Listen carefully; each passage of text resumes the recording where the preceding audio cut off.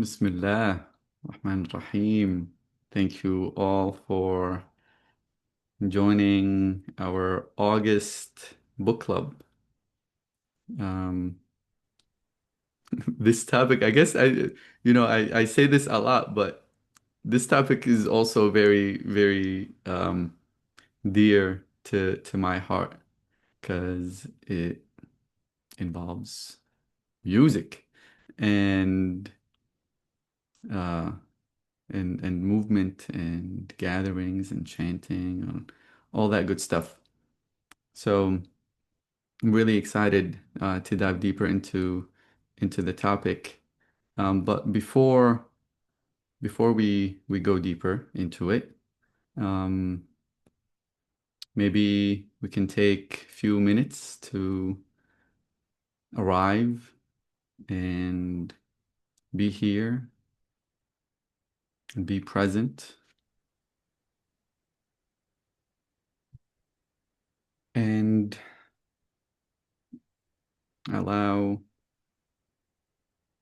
for us to be connected and clear this intention of this gathering.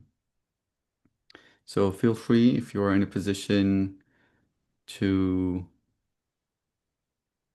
to close your eyes or have a soft gaze. Feel free to do that and relax your posture. Maybe start with three foundational breaths by allowing by extending the exhale and letting all the air out of your lungs.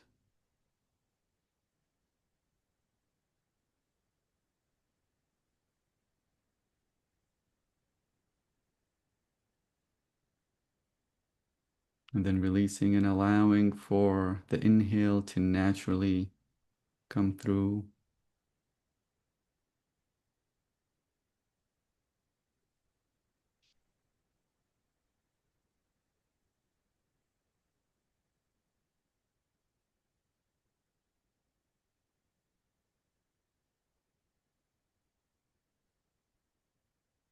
Relax into the core of your being,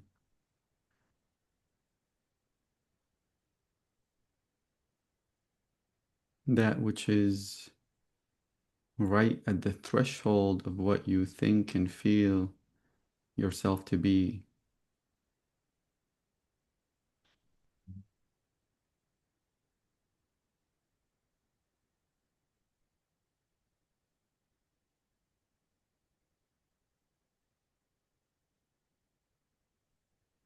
Relaxing into that space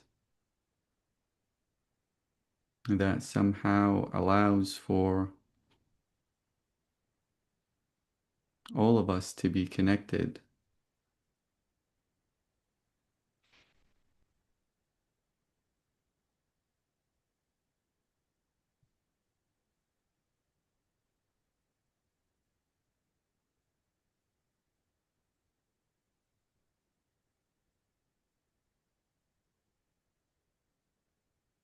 And as we come out of this space, we are colored by the beauty and the love and the expansion that the space naturally and unconditionally offers us.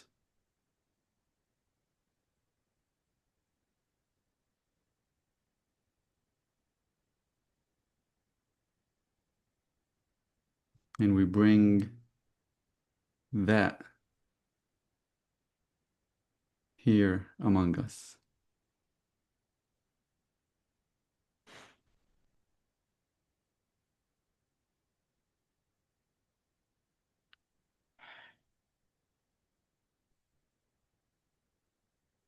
Whenever you feel ready, you can slowly and gently open your eyes.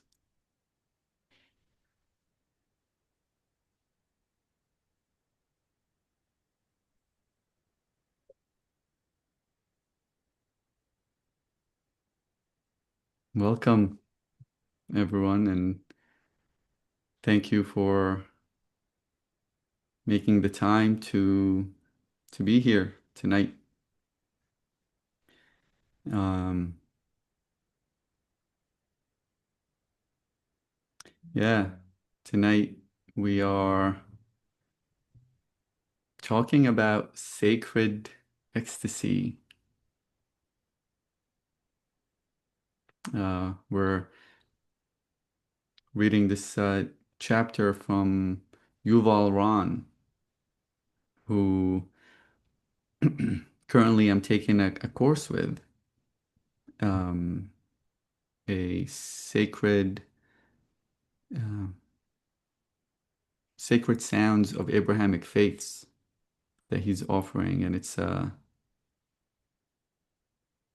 beautiful course, and actually, it's an honor to study with him. He's a His style of teaching and storytelling and his skill as a musician is just incredible. And part of the sharing in the class, he shared with us his book, Divine Attunement, um, in the second chapter, which is the one that we shared through Bab al-Alam, uh, is Sacred Ecstasy, uh, which is something I think maybe most of us here on this call have experienced one way or another, um, which is really cool. And I realized as I was reading so I made the decision to read the chapter before and put it as the book club reading before I actually read it. I was just too excited about it. Um, and then I realized that, while reading it, I was like, it'd probably be difficult to talk about the topic that's heavily experiential,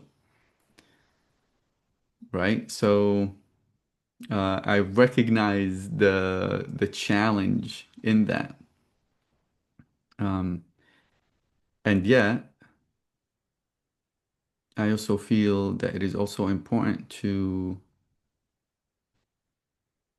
give words to the experiences that we have so that we know what we're actually experiencing and we put language to it and we can have it as reference points that we can reach into and use as tools, whether in our own journey or whether we're working with somebody else that we can use these tools. So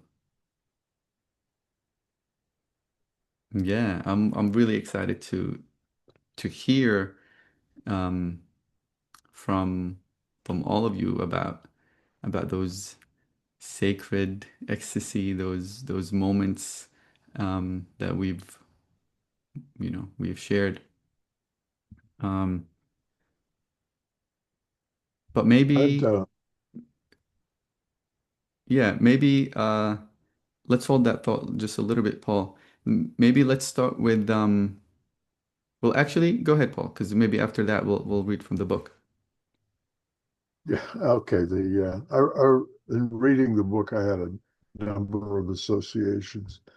It's his style and actually the way he writes is reminiscent of in a way with Hazrat Elayat Inayat Khan, who was the founder of the Sufi order in the West, and his writings are quite well available these days.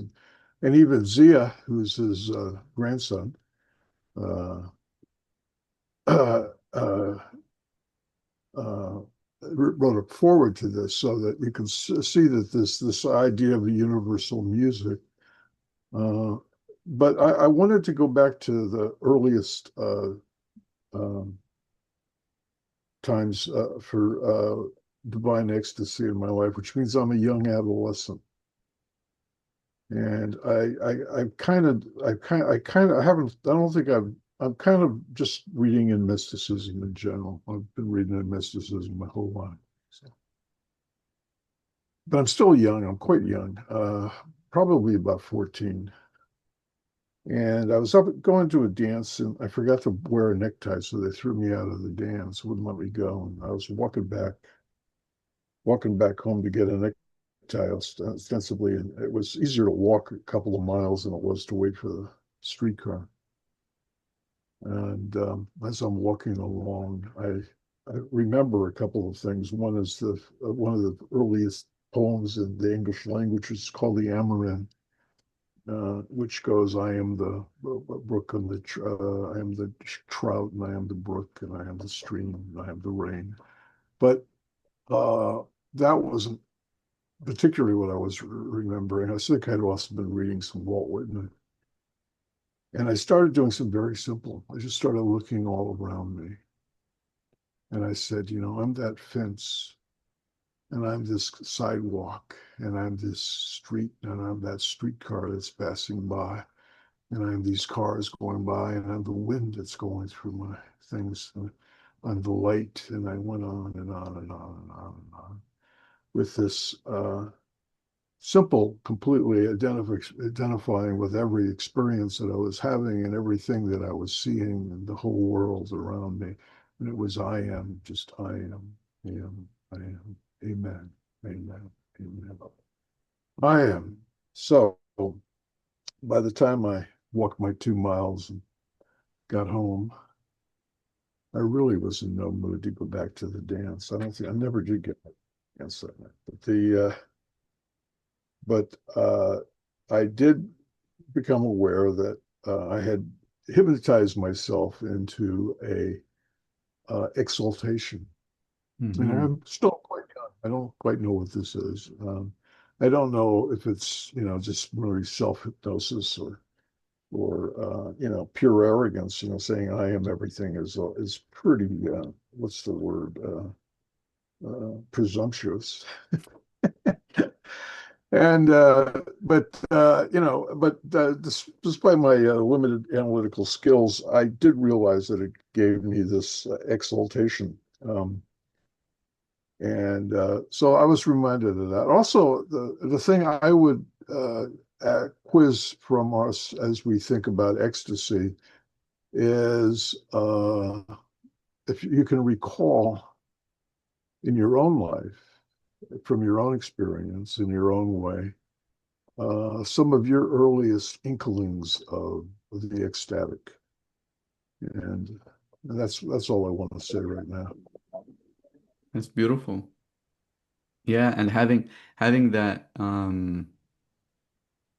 that experience of I am the fence, I am the car, I am the wind, I am all that I'm observing right now, and allowing for that hypno hypnotizing, I guess, as you said it, which, you know, also Yuval in the book kind of talks about this phenomena of using um, sound and movement to hypnotize ourselves and to allow for the mind to step aside, right? And I think maybe that's the difference, or maybe that's what you were talking about, whether it's something that is to claim it from the space of the mind, to say I am, for the mind to claim it to be itself, and the difference of that claim to come from a place that is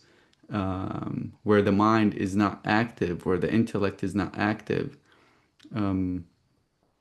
which I guess would be the difference in experiencing an ecstatic state among, let's say, a group, or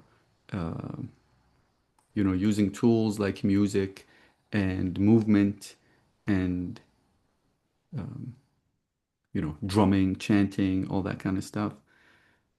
So which is great. Like this is great ground for us to or spring for us to jump from for for the discussion.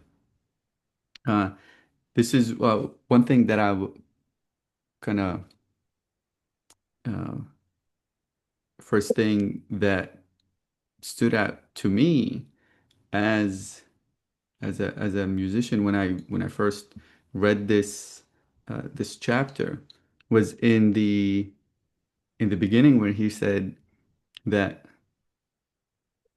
the artists, unlike seekers who enter the fire of ecstasy, merely flirt with the divine, flirt with the creator, the source of life.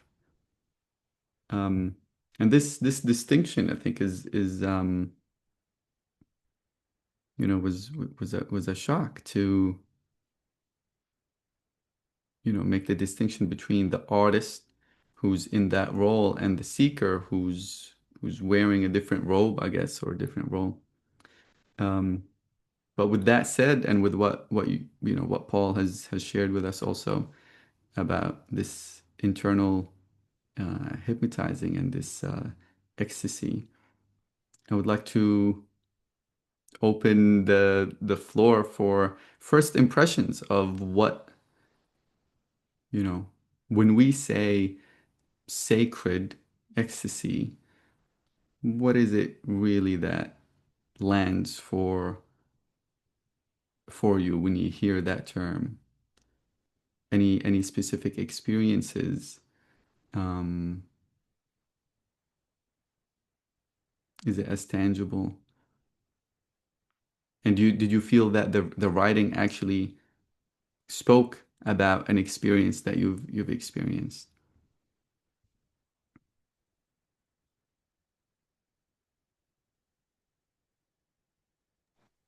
Bismillah. I didn't do the reading stuff a lot, but the the concept, sacred ecstasy, like we've experienced that together. I think when we've done zikr and played music together. So that's, yeah, that's what I think of in this concept. Mm-hmm. And like it, yeah, I've questioned it too. So it's great that we get to have this discussion and people, intellects have already explored these concepts and brought the words to describe what it is that we're feeling. Mm-hmm. So yeah, I'm looking forward to hear more people's thoughts on it. Yeah. Thank you, Aziza. We've definitely experienced that in multiple ways. Um, yeah, Antoine, I saw you unmute. Oh yeah, I just phone. Yeah, I just yeah, where to start with that question? I guess I can start back at, like, I remember being really young. I had to be like 5 or 6 years old, and I woke up in the bed next to my mom, and I had this fire of joy inside me, and I'm just jumping up on the bed, and I felt so incredibly blissful. And there's only a few times after that in my life that I felt that good, where it felt, looking back, like divine and sacred. And what stands out to me is how that experience faded over time, and how trauma and pain and the roughness of life or growing up sort of built over top of that, what felt like a divine spark, and how everything in my life from then on had been about finding that taste again, and sent me on this search through different religions and different cultures for God, just to taste that again, and with some hope to get established in that. And I'm just reminded that, like, I think he mentioned somewhere in there before in his writing that he spoke about how, I think that was in here that I read it, about how, you know, I'm paraphrasing, we are that, and that somewhere inside of us, we're just trying to get back to that. And that's what I mostly think about everything that he was pointing to in this article. It reminds me of certain phrases from like the Vedic texts, I guess the Upanishads, that speak about from bliss we've come, in bliss we have our movement, and to bliss we shall return. And it's all about how everything that's happening is in this vast context of Sat Chidananda, or eternal bliss consciousness. And there's just this film of conditioning or trauma over top of it in our perception that keeps us as if divided. And I think he did such a great job of pointing to those things, like when he talked about like this phantom limb, in our association with our bodies, getting inundated with having a physical body, keeping us distracted from we are this physical body, but we are at the same time much more than this physical body. Maybe our species as humans, as everything we are, is entirely one thing. And it's just these bodies that give us our movement within this Leela or play. If we get so inundated with that, we get disconnected from that unity part of ourselves. But everything that he's pointing at is returning back to that point of unity. And so I think, our beginning is that bliss, which is unity. We're moving within unity, but it's just covered in our perception, from this inundation with this me as self, as body. Um, but then we've returned to it, that bliss of unity.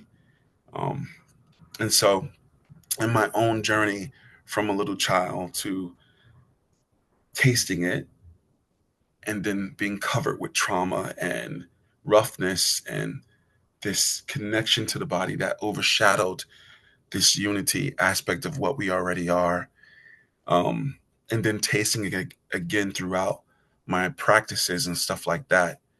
It just, it's all, I don't know, it all points to that circle or that repetition or that return that he keeps showing us the pattern of, whether it's in how we repeat the same mantra or sound, or whether it's how we return to certain circumstances or people, places, and things, or whether it's how the universe is moving in these circular motions or the whirling dervishes. Everything is about this return to self that is in itself like bliss on the move. And, I'll stop there.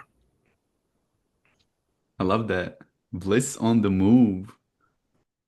Yeah, and it's something that I hear you say um, a lot is this curving back on myself. I create over and over, something like that. I create again and again. From the Um, Upanishads, yeah. right. This curvature, this movement. Um, that's another thing within these that symbology of circling, of whirling, of curving, is that the quote unquote straight path is a curved path.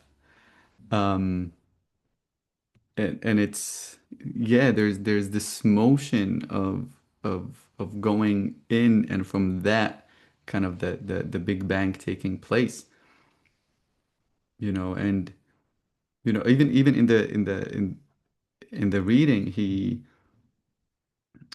in the writing, he talked about how children naturally have more access to these kind of experiences, because that conditioning hasn't yet seeped in, right? The conditioning that says you are different, you are other, um, imagination is not real, right? It's imagination, as if it's separate. Um, where for the child, it's an actual experienced reality. Um, you know, and within that movement also of tasting that static state, I guess, something that came up for me. Yeah, something that came up for me was the use of because definitely the writing is not just talking about ecstasy, but it's talking about sacred ecstasy. What makes ecstasy sacred? Like, what is that? Um, but we can maybe go into that. I don't know if Ashraf wanted to share something. I don't know if his hand was on the mic. Um, Yeah, thank you a little bit. I really relate with what you said, Antoine. I like the way you pictured it or you draw it, the journey of coming from bliss and go, coming down here and being challenged by the circumstances, and then at some point, either through a death, we go back to it, or hopefully before it, we find it back. And I relate to it a lot. We like what you said, and today's funny because I was writing a lot, and my frame for today was tuning as the analogy of seeing ourselves as instrument that needs to be tuned. Because the more I play music, the more I play music with others, actually, the more I understood that we need to tune. Like just like technically we need to tune an instrument, because otherwise it's not music, it's like noise, and it's annoying. And it gets annoying very fast, Especially when you like music, you want it to be tuned. And once that's done, then you want the people to be listening to each other, and we want each other to be in the same place, same present moment, and so for us to like create something together. So today I explored that idea and using it to for trouble a situation in my life, and I find it interesting in this topic of the sema, the lila, or any type of ceremony which is aiming to go into a transcendence or to go to a trance to reach that state. And I don't have any response or anything. I just have reflection. I just find it interesting how like we come here as instrument, and maybe as perfectly tuned instrument as child, and we get detuned because we some of aspect of ourselves we're not tended to from us, because we're not educated for it, because we just came into this reality and maybe we didn't learn it before. I don't know. That could be a topic, but and then the instrument just get detuned, and some of us get learn how to tune ourselves. Some of us don't. Some of us learn it later, and we go by our life, and we have to use that instrument in the state that it is, or that yeah. And after that we find circumstances or ceremonies or gatherings which allows for that. And my first, when you ask what was my first experience of ecstasy, or the first thing that came to me was younger, when I laughed, a moment where really I laughed a lot, and I had moment of laughter with my friends or with my family. I feel like that's maybe the furthest experience of like ecstasy I remember. I was just like, we just even I don't even know what we're laughing about. Maybe we're just probably making sounds and making nonsense, and but just the fact that we can play in those, just in the purity of just wanting to reach that ecstasy, whatever means it is, words, sounds, absurdity, or whatever. I think that's the furthest memory I have. And maybe the ecstasy I like the most is laughing, or the practice to experience it is laughing. And of course, after that, music and dance. And then I see them as like just tools or frame or how can I say it in English, or means to attain something, but in themselves they can allow you to attain that bliss, or that divine union, or that harmony, or that the perfected state or perfected being, however you want to label it afterwards. But it could also lead you to the complete opposite. So I just find it interesting how powerful those moments when we come together, and what they can do to all of us, even coming with specific intent for a specific end result or experience. There's protocols, or there's tradition which teaches different things, and there's newer ones, people are making them by themselves. So I'm really interested in the more specifics of how to conduct that type of ceremony. And that's why I'm going to read the rest of the book. I didn't read, just read a little bit of the chapter you sent, and I'm curious if it touches on that, because I read a lot about Khan, but there's no practical application to, okay, how do we conduct, how do we reach that, and what are the things or the pillars that needs to be established for that to be how do we sanctify the space for a sacred experience? If I may reflect briefly, we don't sanctify space. God sanctifies the space. It's grace, in other words. And you have to remember that. Now, grace can come in unexpected places. When I was, again, reflecting on this and also reflecting back to this, there's a brief interlude in my life. You have to remember, I'm such an age that I came of age. My adolescence coincided with the Summer of Love, or actually it was a couple of years before the Summer of Love as far as adolescence went. But and I grew up in San Francisco.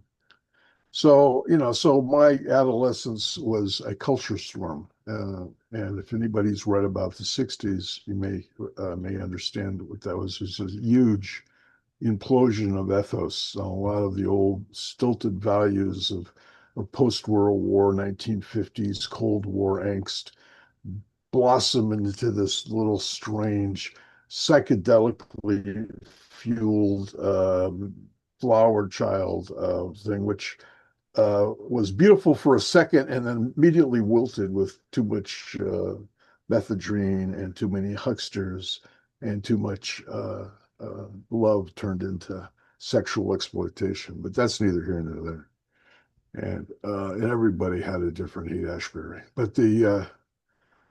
But my reflection is a couple of years before the Haight-Ashbury happened, and I'm with some friends, and we're at the Russian River and on vacation. And the Russian River is now known as sort of a gay vacation resort area, but this is when it was still sort of working class San Francisco, the vacation area, and we're hanging out there, and everybody was saying, "Oh, we want to get some pot. We want to get some pot." My friend Mike had started introducing his friends to marijuana. LSD was not quite available yet, and everybody wanted pot. Everybody wanted to get drunk. Everybody wanted to get high. And of course, they would think that this would be easier for them to talk to girls at the local dance and stuff like this. And I said to him, "Well, I said, we don't need pot." I said, and I don't know where I came up with this crazy idea at the time, but I did. I said, all we need to do is start drumming and chanting, and we don't have to chant any words. We just have to chant sounds. Any old sound that comes to our mind that we want to chant aloud. And I said, we'll really get high on this. So I take a lid off a garbage can lid, and I start banging on it and banging on it and banging on it, and I start chanting. No sacred sounds at all, just whatever crazy stuff I wanted to say. I think Michael McClure's Ghost Hunters, I'd already looked at that at some point, possibly, which is where he explores this idea of a wild sound. And I did it, and all my friends said, he's crazy, and they all walked away because they wanted to get high, and the only way they get high is using drugs or drinking booze. And of course, I continued to do it, and everybody who passed me around, this was a resort, people passed me, they thought I was insane, and left me alone and made wide berth of me. I think one man actually asked me if I was okay. But I eventually stopped. I think I did it for like 45, 50 minutes alone. And by this time, I had been completely deserted by my so-called friends, and none of them were willing to try it. And of course, I was stoned as hell. I was really just completely out of it. Uh, but and it was one incident. It was one time. Literally the next year, the LSD explosion took place in the Haight-Ashbury, and everybody was taking acid. That's another story. But the and including me, but the and but also by that time I was pretty assured that even when I was started to take acid, I was pretty sure that the so-called mystical um, states, the sacred states that we can reach as human beings, we don't need drugs to do it. I was quite well Yeah, aware, though.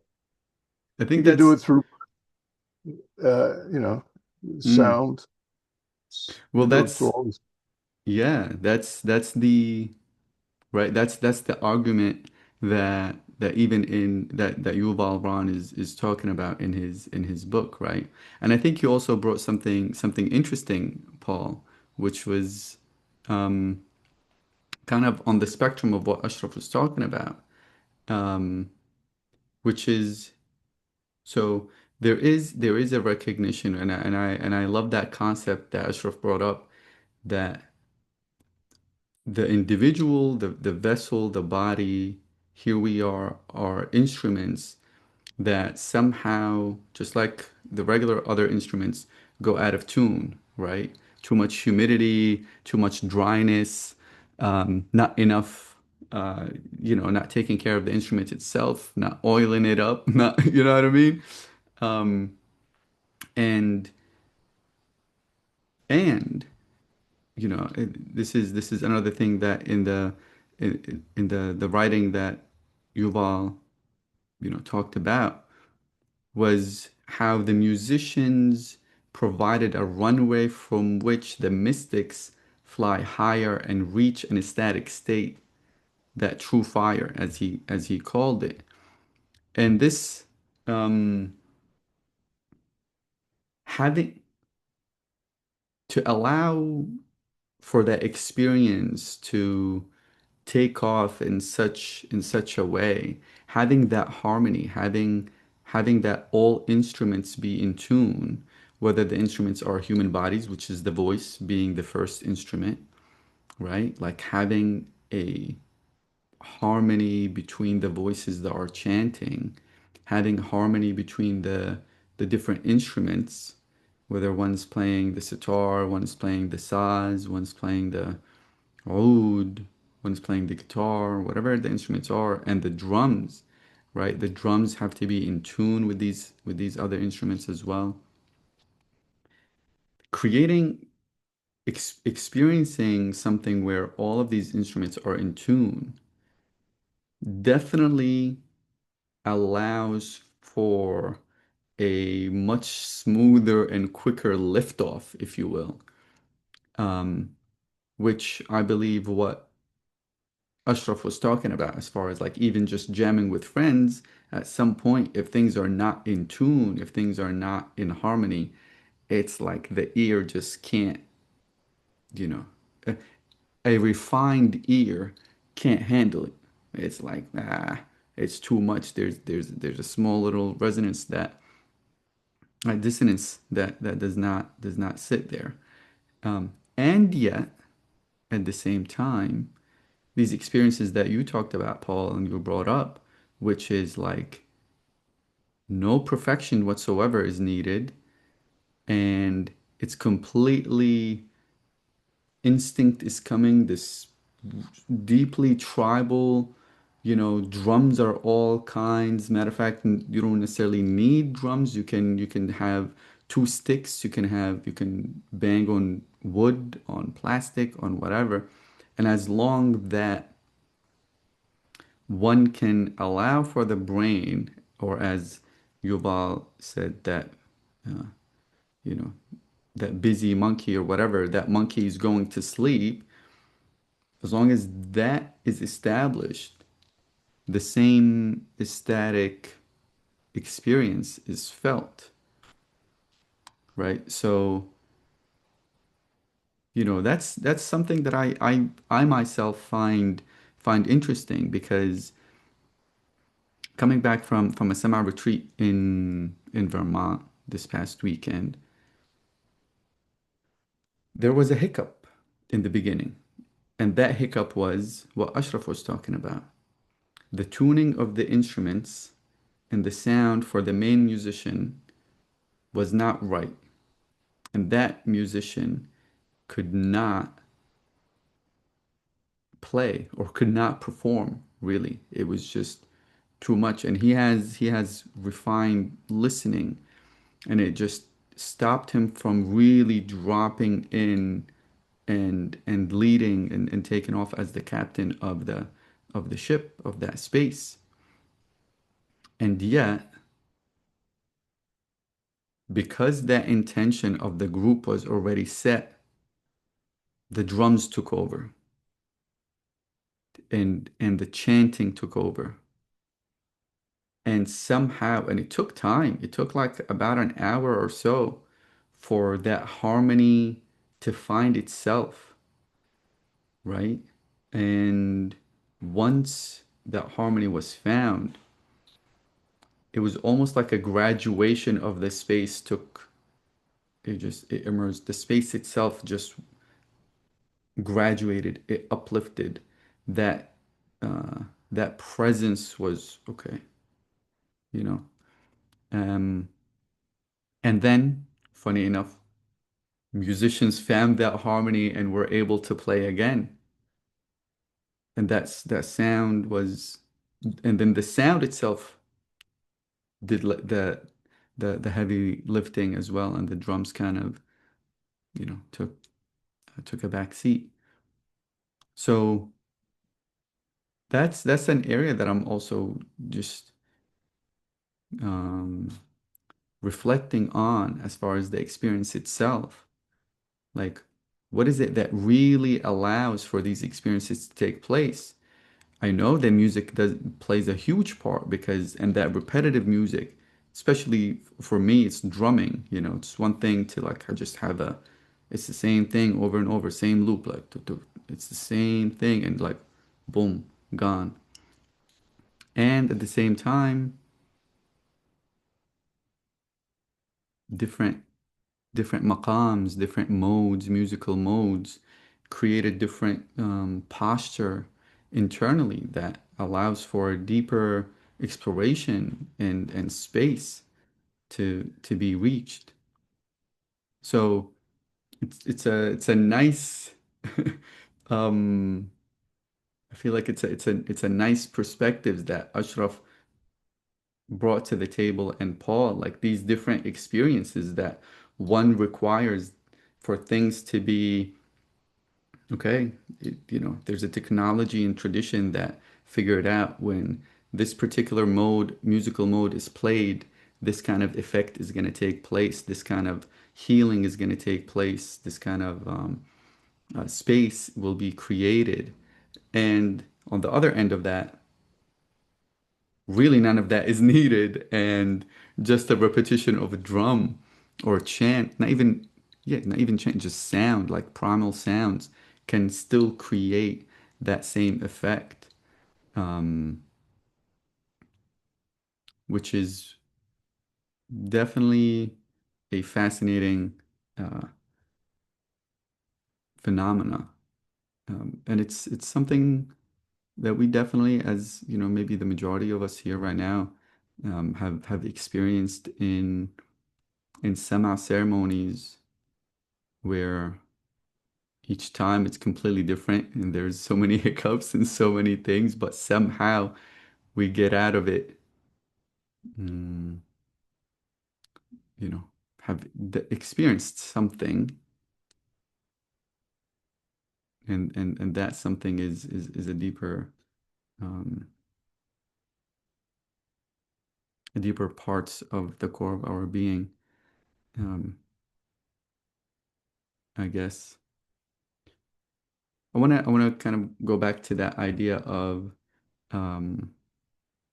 sacred. Like, what in reality is all ecstasy sacred ecstasy, or is there a difference between is there something that's not sacred ecstasy?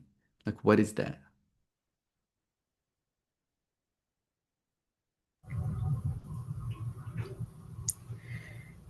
I can jump in and just give my thought about it and see what everyone else has to say.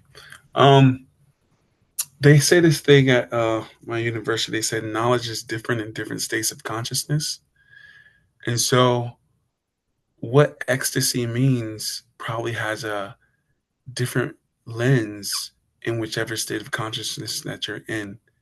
So if you're in a unity state of consciousness, let's say Brahman or the complete absorption with God, whatever that would look like from that lens, then I would think all ecstasy is sacred, right? But if your lens is somewhere else on that spectrum, from um, you know, the most subtlest to the grossest, the most refined awareness to the most crude awareness, then anywhere on that spectrum is probably the distance from what sacred means in terms of its crudeness.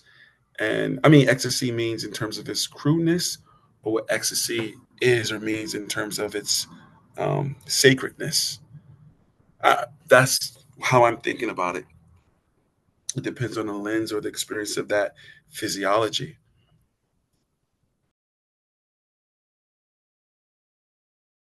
What do other people think?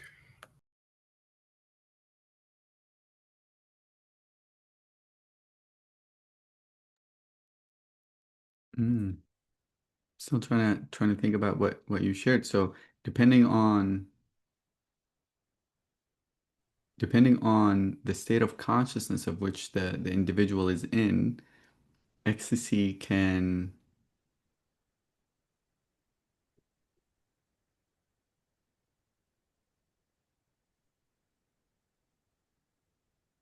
yeah, wait a second. So what would be for that individual? Yeah, for, yeah. Talk a little bit about that. Um, all right, one example I can probably think of, right? I have no idea about this tradition or what it really means, right? But there are these people in India, right?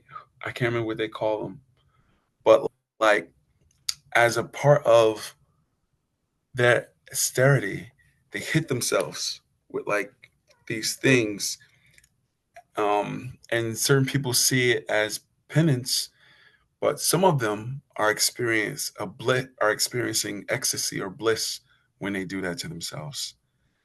I'm not saying that everyone who does that is in a certain state of consciousness, but I guess some people can experience bliss in that way and have it be some sort of sacred divine bliss. Um, Whereas for other people, like myself, I mean, I think not so much. Would I be into something like that? Now, maybe that's a crude example, right? Let me take the example from a different perspective. Um, Actually, oh, go that's ahead, somebody else. it's not that crude an example. There are lots of people who use extremes of pleasure, of extremes of pain, extremes of deprivation of sensory deprivation on a spectrum, sort of like the way you would do sound and music or dance, whereas that use this as a way of inducing altered states of consciousness. And yeah, and people, I did a lifestyle study of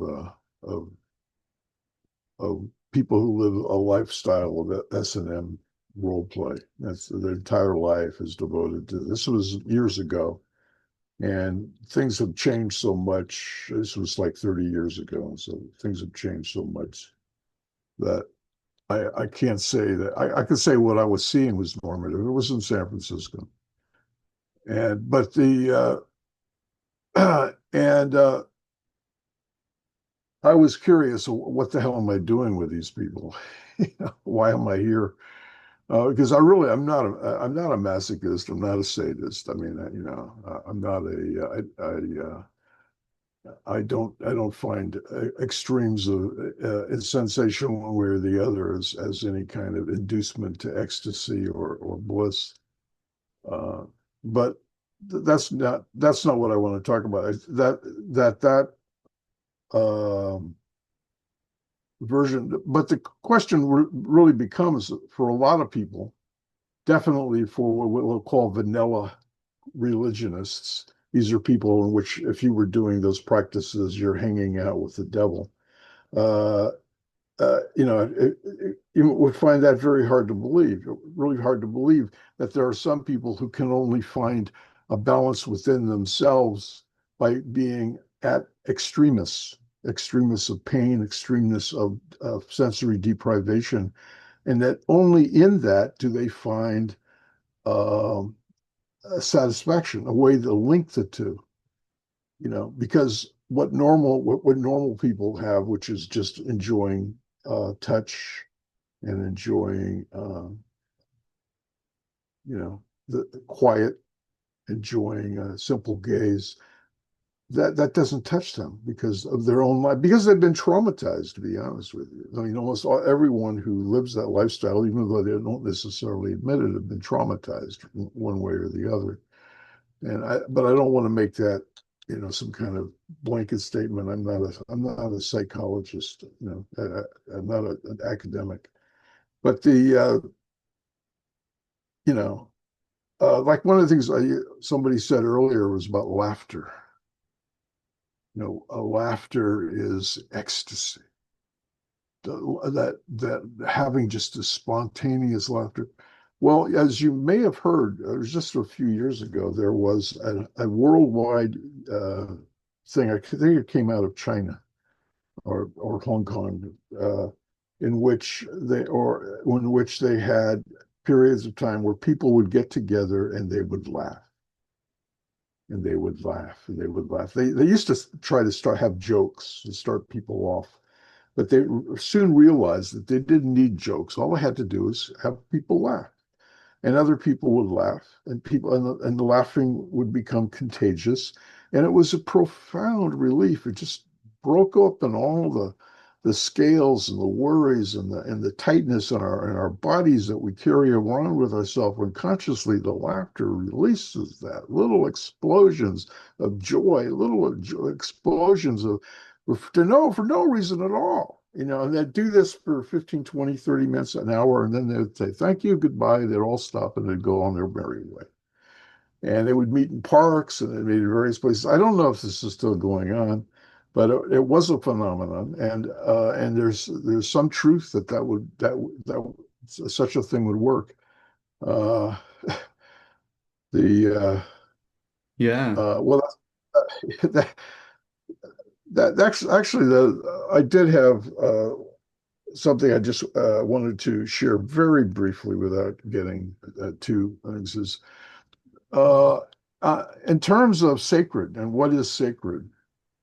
Uh, we could talk about the ecstatic, and the ecstatic works on the three classic modes of mysticism, which is the way of purification, and also the way that I think most of us were just speaking about ecstasy is the way of illumination, uh, uh, and uh, and then of course there's last but not least, there's the unitive way, which and usually they're seen hierarchically, where you have to clean yourself up before you can burn yourself up, so that there's no self to be in the unitive way.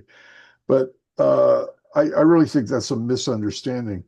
The unitive, the illuminative, and the purgative are working at all times in ourselves. We may think that we might need that we might feel that we need to be suffering or be sorry for our sins before we can get on to being before we can go into deep illuminative ways to overcome these sins, these imperfections.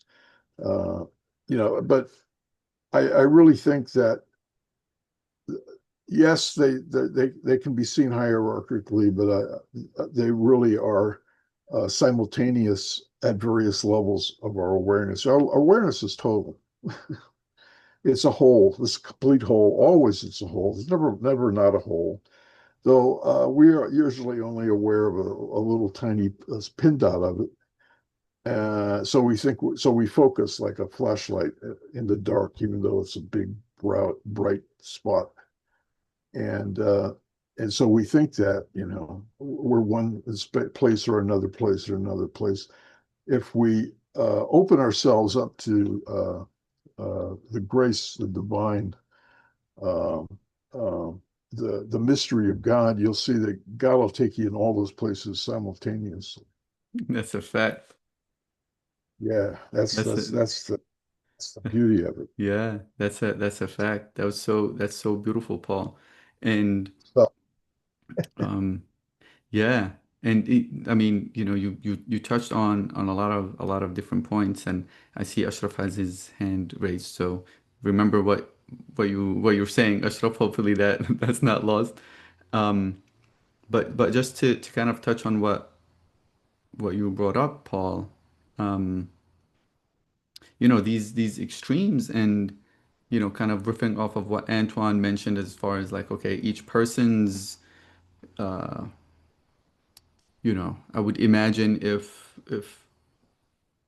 I go into some kind of experience and it's totally not my kind of experience, it would take longer time to kind of get into that, allowing for that experience to take me to an ecstatic space. Um, and sometimes not. Sometimes something as simple as laughter, which is much easier. It's an easier, you know, penetration, I guess, or tool to kind of allow oneself to relax in um, and use that. But even within ceremonial, or quote unquote ceremonial or spaces that are particularly designed for ecstasy, right? This same framework that you just shared of what makes it sacred is present in those ceremonial spaces where that purification takes place within the first part of the ceremony, right? Even though it is happening all the time, that purification space practices kind of take space in the beginning, and people are invited to kind of purify before entering the space. The first thing that takes place is this purification, and then kind of collectively this this fire gets started, right? This metaphysical fire, this beloved fire, this fire of love that gets to be sparked in the middle, and the entire group is, uh, you know, breathing on that flame of fire, and one by one, just like the moth that jumps into the fire, one by one, individuals are jumping into that fire, and as Aziza said, it's lit at that point, you know? Um, so that's beautiful. And I think in a way that kind of answered my question about this ecstasy and sacredness, you know, coming from that framework. Wow, so beautiful. Thank you so much, Paul. Sidi Ashraf, patiently waiting. No, thank you for both sharing. I was just wondering, 'cause I had questions because we started describing it, and I see that it was always because maybe because I speak French mostly and not so much in English, but maybe it's more in form of questions because we just heard explanation of ecstasy, and it was always towards a divine ecstasy. But I feel like the way the experiences you you describe and all, it's like divine ecstasy, but it's not necessarily ecstasy, because ecstasy could also be ecstasy for something not divine. Or it's a question I'm asking, because ecstasy, if you think of the definition, it's like to, or like it's close to trance or transcendence. It's like to transcend a state, so to go from one state to another, and there's no hierarchical way to the way I'm saying it, because it could be for something that it is disharmonizing for us, for others, and it could be still an ecstasy. Yes, it could be still be a trance because we're transcending. So I wonder if just to corner the conversation, if because I see Yeah. it's in the direction of divine ecstasy, Mm-hmm. or are we describing it as ecstasy? It's only taken shape in divine forms Mm-hmm. of There's there's divine there's ecstasy. there's there's demonic ecstasy. There really is demonic ecstasy. Well, And let's wait the before simple, jumping into that. but the simplest way to differentiate it on a simple way within yourself is if you take the state of ecstasy that you feel, which may be inspired and may be towards the divine, you can also make it towards yourself, towards your pleasure, towards your power, towards your basic egotism, and you can then use that in those experiences to manipulate others because other people, when they're in ecstasy, are often open to suggestibility. And I have seen lots of innocent, ecstatic possibilities perverted by the intentions of the people. And some people are uh, uh, susceptible to that perversion, and that's actually part of the purgative way is you have to learn that what you're burning away is you're also burning away the deceiver. But since a big part of the deceiver is ourself, we have to be our nafs, as you know, we have to be really we have to realize that, yeah, there's the deceiver and there's also us wanting to be deceived. And another way that's classic for people who are in mystical egotism, which I've been claimed of many times, is that you could say, well, I'm trying to prove that I have a deeper understanding of ecstasy than anybody else in the room. Therefore, listen to me. Well, this is crazy because each one of us has that delicious taste of the divine that is not like anybody else's taste. No, really, man. I mean, I might be eating the lifesaver, but you're not tasting it, you know? You got to eat your own lifesaver. Okay, so much for candy. I'll stop. I love it. I love it. Thank you, Paul. I mean, yes, yes. And I think that's one thing that speaks to, the importance of as much as this is from the reading that I put into the chat, right? Talking about ecstasy, to uh, the point that Ashraf's talking about. And this is from Yuval's second chapter. From the Greek, ecstasy means, quote, to be outside of oneself. In other words, ecstasy permits us to transcend individualistic perception, to sense beyond the regular senses which normally lead us to believe that we don't exist beyond our own flesh and mind. So that's the definition that Yuval is basing kind of like the whole framework out of.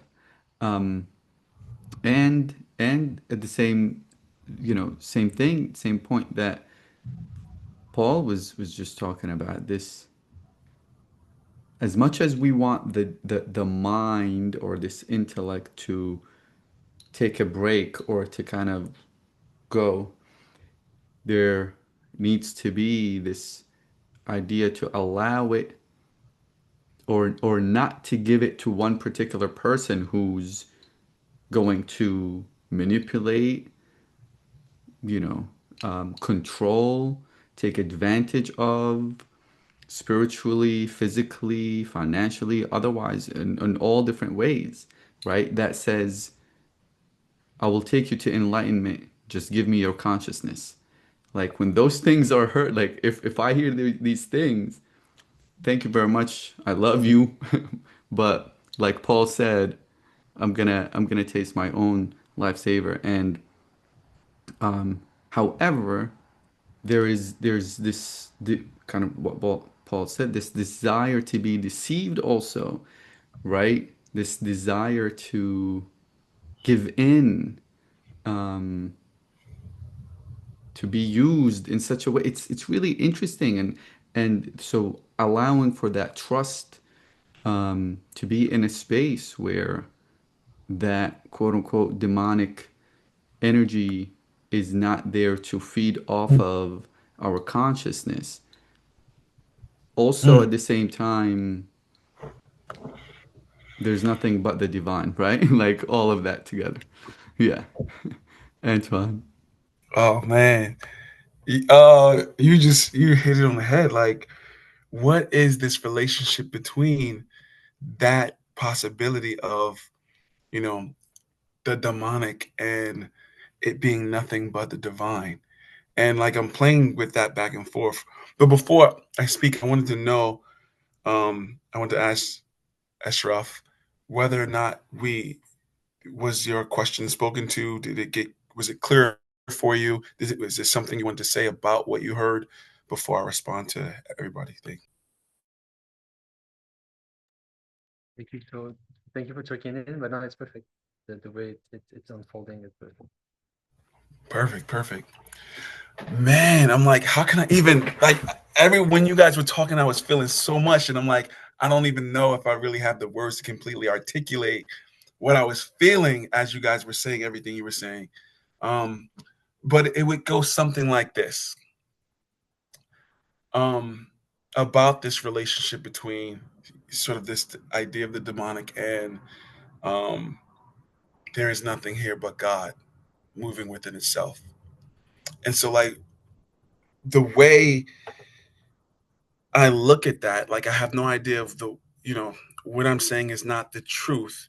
It's just a more empowered way I look at it, right? Just because I have no idea what the truth is concerning this.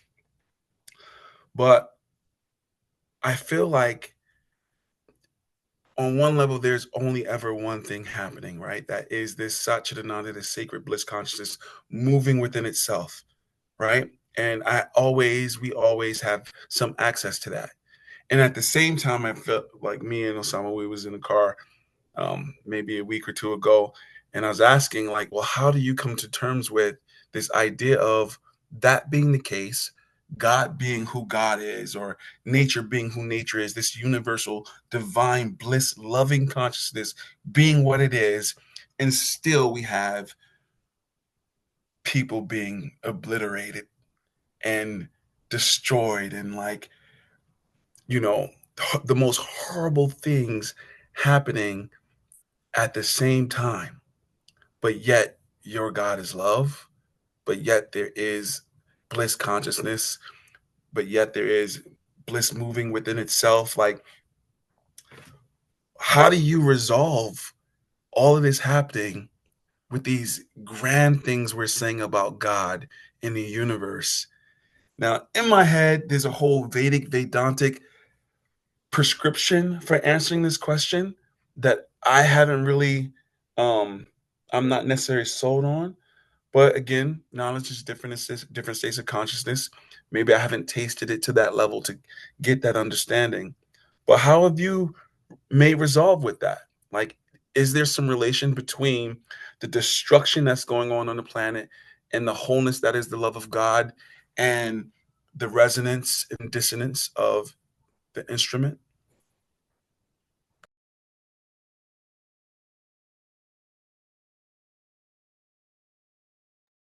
Sidi Ashraf and Bilal in the house. Okay, welcome.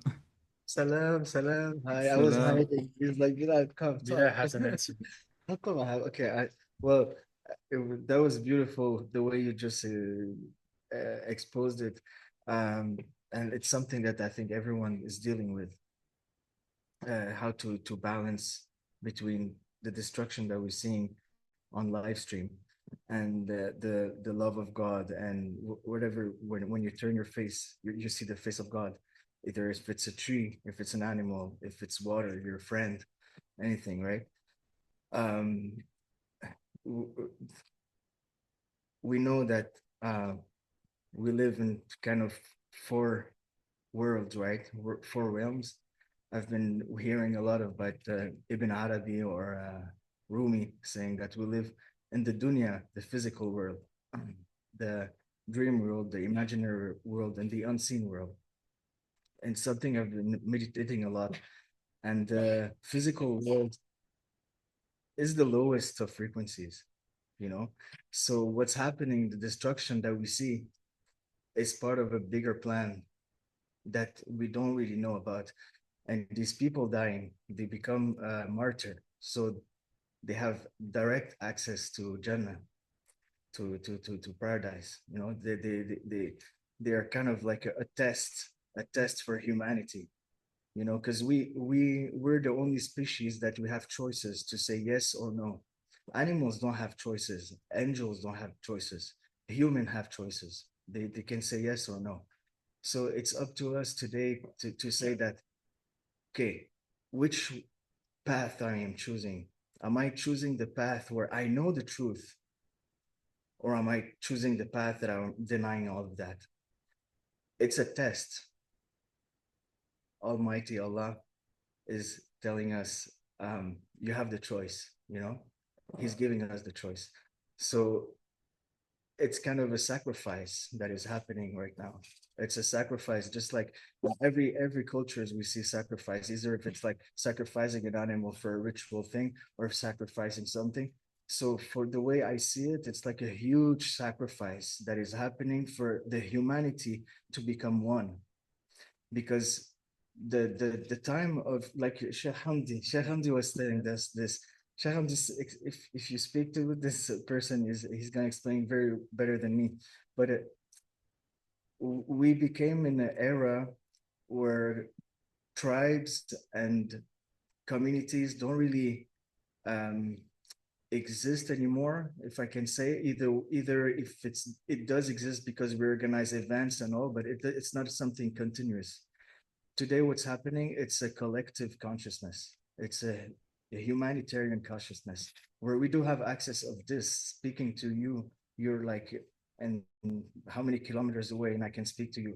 There's a collective consciousness that we are all aware of. So it's bigger than us. Yeah. And if I can share a little thing that Andy told us that is Yeah. interesting. He just made a history through times and saying that, for example, when the Prophet Muhammad ﷺ came, he was at the stage of humanity where we were adolescents and going to adulthood. We were babies. We were first babies. I love that. Yeah. So he was speaking about the Abrahamic history. So starting with Judaism, where it's the humanity wise, it's one human. A human started as a baby. So a baby who needs knowledge, who also needs attention, and a child who always won't think for him. It's like, oh, it's mine, it's me. It's like, you know. And then you become to another stage where humanity becomes more into the love, the lust, where it's more Imagination. the imagination of a kid, the yeah, it's I have to ask Sheikh Hamdi to explain this. I'll make it shorter so we can share with others. So he just went from kid and then to a little child who has a lot of imagination and wants to conquer, then becoming an adolescent, having his crisis, then becoming an adult. And he says now we are in the state of retirement and more awareness, and just as a collective. And responsibility. Taking more responsibility. Yeah, like an adult who needs to take more responsibility to the future. Yeah. So we're at the stage of humanity. It's at it's old. It's basically Sorry. basically old man or old woman, whatever. Wow. Thank you, Bilo and Ashraf. Um, yeah, that's I think that the approach of or the framework to allow for to say, okay, I'm gonna approach this in a way that there are four or whatever multiple levels to this reality that's being experienced, right? The um, you know, I feel in a sense that this approach kind of coming to resolve this tension intellectually or trying to fit or bend the reality into a frame or vice versa, a frame into a reality.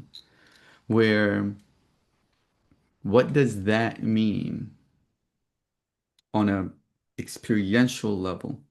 What does it mean? What does it mean for these four levels of consciousness, I guess, or maybe four levels of existence, um, where that test is not at the expense of somebody else's suffering, right? Where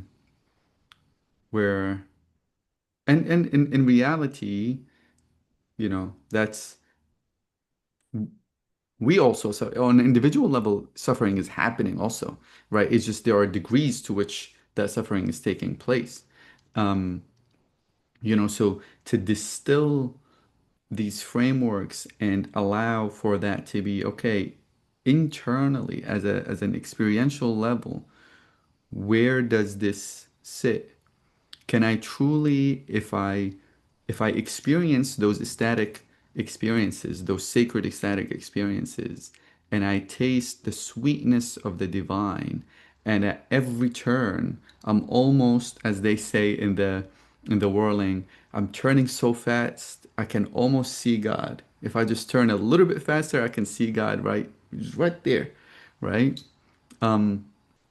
And in those moments, tasting that bliss, tasting that love, and then opening up and seeing what Antoine is described and what you guys were talking about. We're talking about this destruction and seeing the person causing this destruction and saying, "Oh, hello, God," right?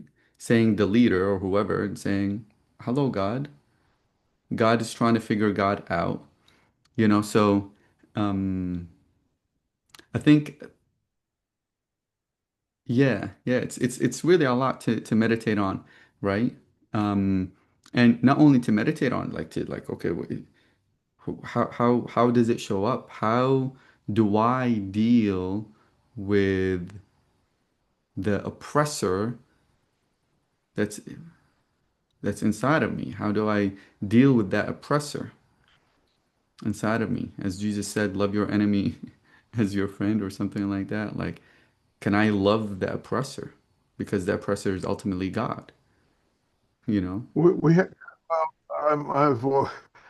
I've always cautioned lots of people who have an intellectual awareness of what the unit of way may be, to where they Mhm. can say, good and evil are the same ultimately in God. Uh, there's a point where our own purification has to bow to the divine. We evaporate. Only God sees God. Only God sees God. No one, no, there is no God but God, and only God can see God. And if we see God, then we won't say. But uh, and if we see God and we still have an inch of ourself left in there, we are seeing the devil. If we see God and we have an iota of selfhood left, if we have a little bit of ashes that hasn't been burned to the nub and to its own disappearance, we are not seeing God. We are seeing ourself at the lowest level of seeking power and seeking pleasure and seeking the destruction of the world. We have so many people.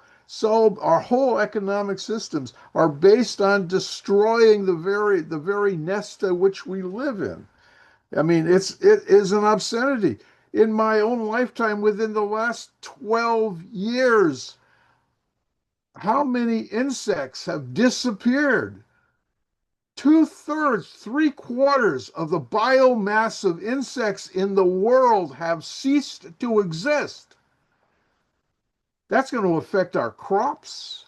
That's going to affect everything in ways that we don't know. It's a whole animal kingdom. And most of us don't like bugs anyway, but the whole animal kingdom has been destroyed within the last 10, 20 years. I'm amazed. I came out here, there used to be dragonflies and butterflies. I saw one butterfly this year. One butterfly.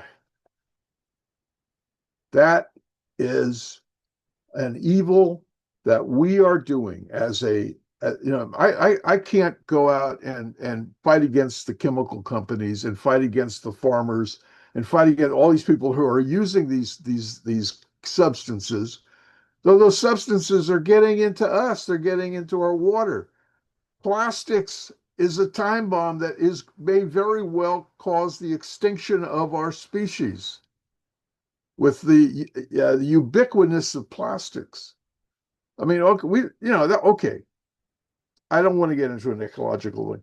I want to talk about one of the things we haven't talked about is how ecstasy disappears into unity. And unity is there is only God. One is completely driven by God. I met a couple of Sufis who were from Palestine, whose pure practice was reciting the 99 names of God over and over again, constantly in their heart. And it was amazing experience being around these people.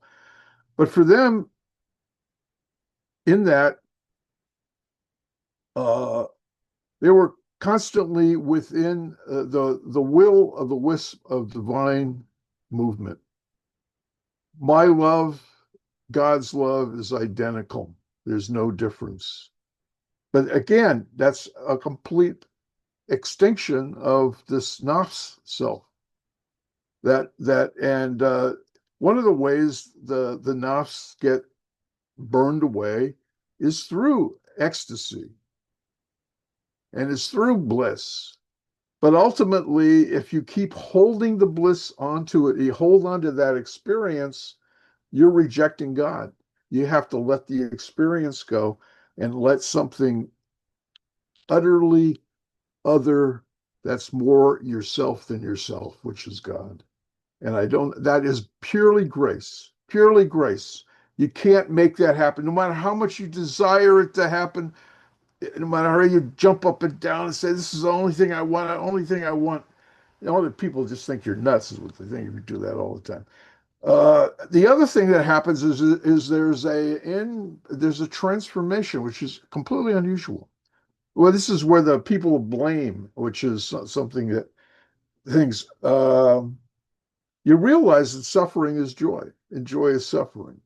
Not in the S&M way that I was talking about earlier, but but in a way that is things that you realize that as long as we're living in this world, we're not going to escape suffering and pain and degradation and lack of knowledge. We don't know. We don't never know enough. But we also realize that if we are following in the will of God and there is suffering, and there's a famous Sufi saying, I don't remember who said it, but he says, if God wants me to be in hell, I'm going to be in hell, and I'll be perfectly happy there because that's where God wants me. Because I'm totally devoted Mm-hmm. to what God wants. And then I forget it says a couple of different ones have said that. I've been reading a study of Bazid recently, who is is relatively controversial. And then last but not least is this delicious, ineffable, divine marriage of your soul into the spirit that goes into the bridal chamber of God alone, God only. Mm-hmm. You don't die, you're not annihilated. And at the same time, there's only God.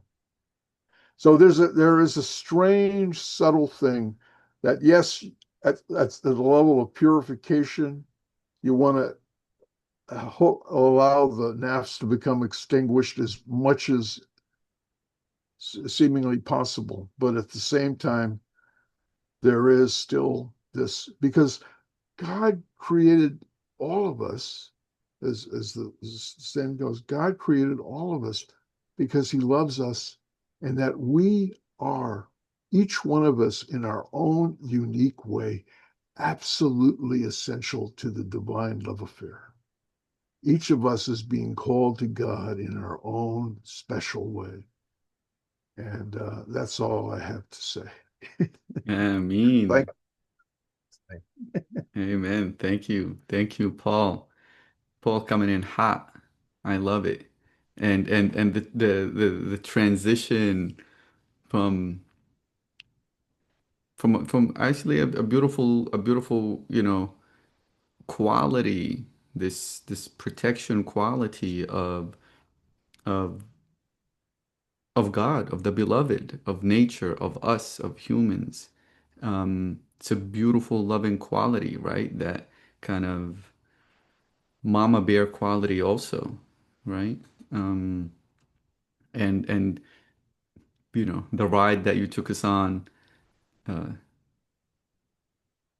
to that divine love affair. I love it. It's a lot. It's always perfect timing with Paul's sharings, and definitely reaching the core of the topic and of the mystical experience itself. I just want to highlight that and apologize for going over time, but when in good company, you know, all is well. Alhamdulillah, thank God. Um, I love you all very much, and Aram, thank you so much for jumping on and for sharing in this conversation in your presence. Who and hopefully we see you soon in Sema in Brooklyn, and maybe we can take that experiment in what we talked about here deeper and deeper. Um, I love you all very much, and so much gratitude and thankfulness to your presence, to what you bring to this group, and your sharing and the sharing of your heart and your experience. I'm always baffled and always in awe of how many teachers I have in my life, and I view every single one of you as a teacher in my life. So thank you so much, and God willing, we will send the email for September's open book club, which should be exciting, and we'll finalize what that one is, God willing. Um, I know Paul probably will be happy about it, and yeah, we'll see you, God willing, very soon. Have a good night. If you're watching the replay, thank you for watching the replay. So much love and peace.